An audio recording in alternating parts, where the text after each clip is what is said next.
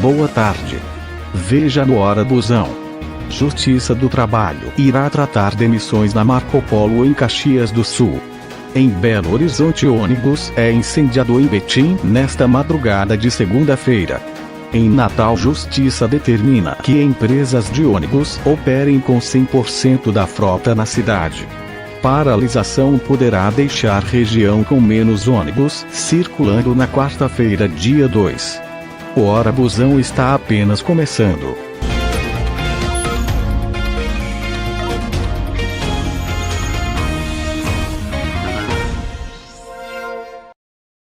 O coletivo era particular e seguia estacionado na Avenida Edmeia Matos Lazzarotti.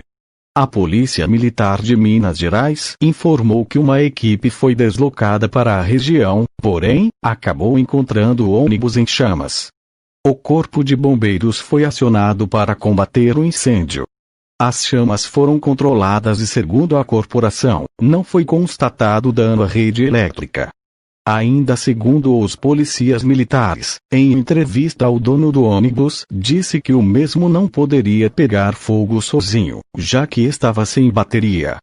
Por volta das 6, a PM recebeu uma denúncia de um morador que encontrou uma carta afixada na parede próximo ao local onde estava o ônibus.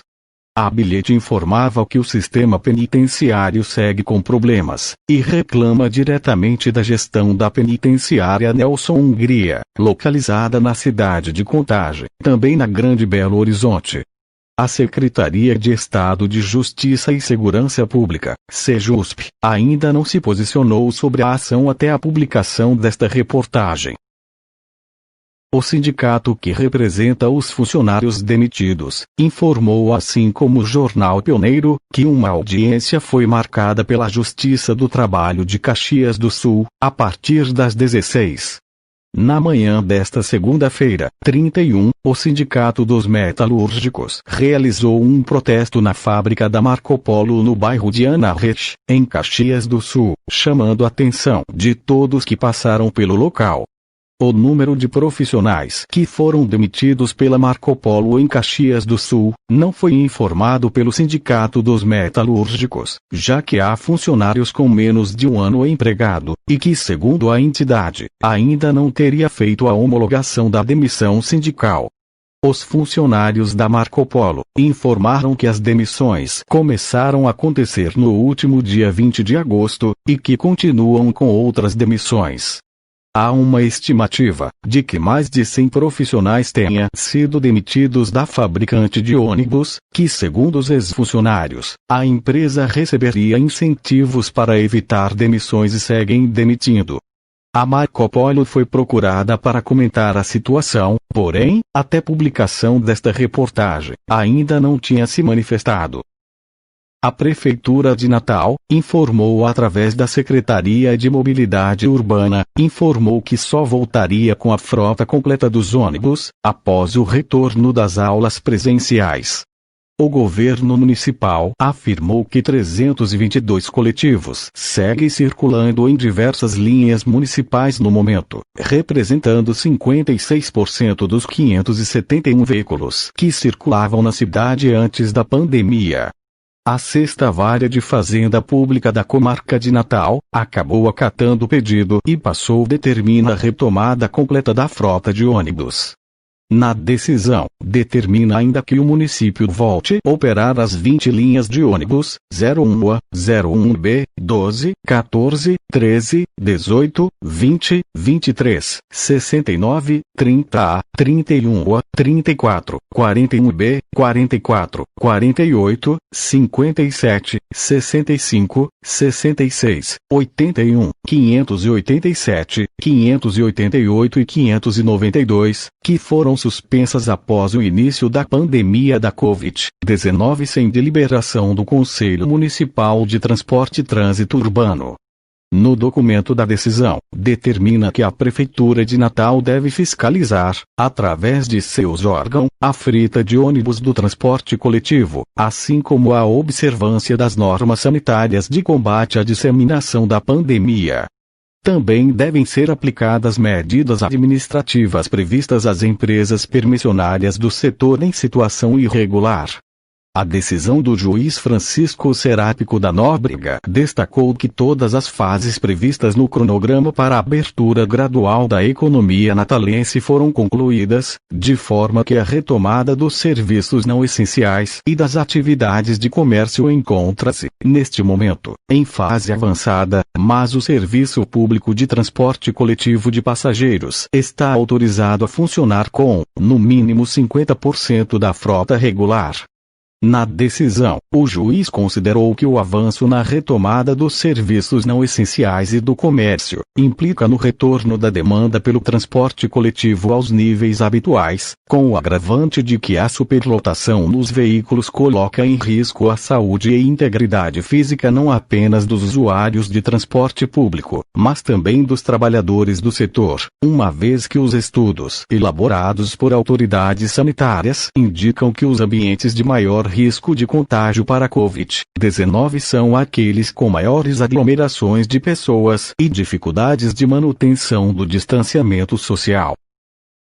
De acordo com a categoria, as empresas de ônibus seguem com atrasos nos pagamentos dos funcionários, assim como também dos benefícios, e a paralisação tenta força o consórcio tomar alguma providência.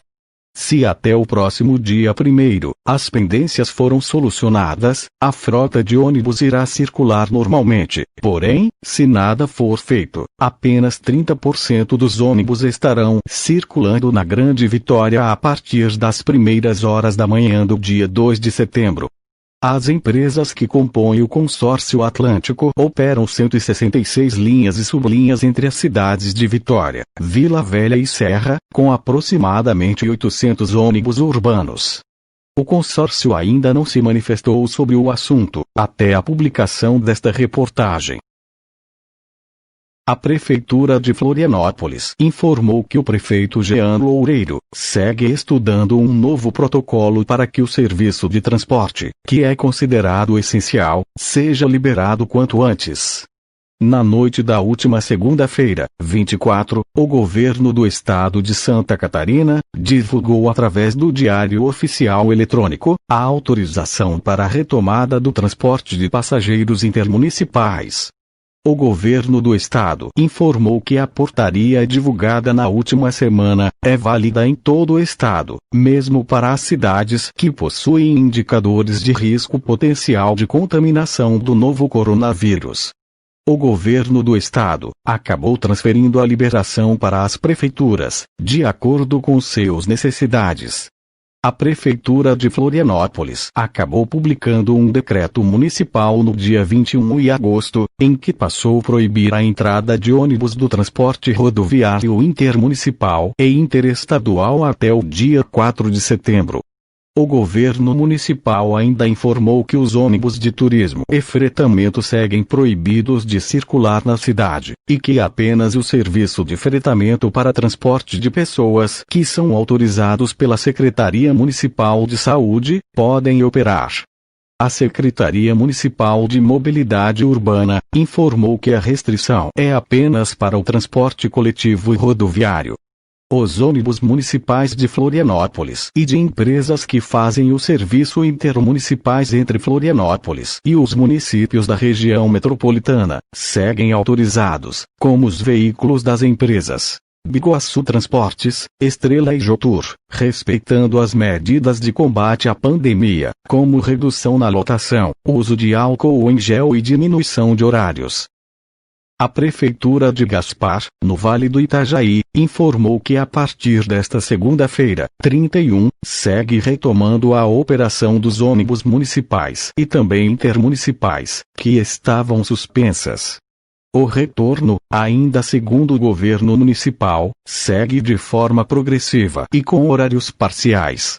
A Prefeitura informou ainda que não há parada no terminal rodoviário, e que os ônibus podem circular com até 60% de sua capacidade total, dependendo de cada modelo de ônibus, já que vários modelos são disponibilizados na cidade.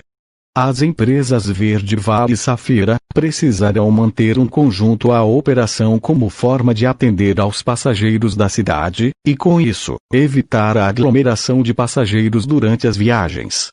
Já o setor de fretamento que antes era oferecido na cidade, seguem autorizados e permanecem circulando no município. O Hora Busão vai ficando por aqui. Espero que você tenha gostado. Daqui a pouco na parte da noite vai ter Jornal do Transporte às 7h30.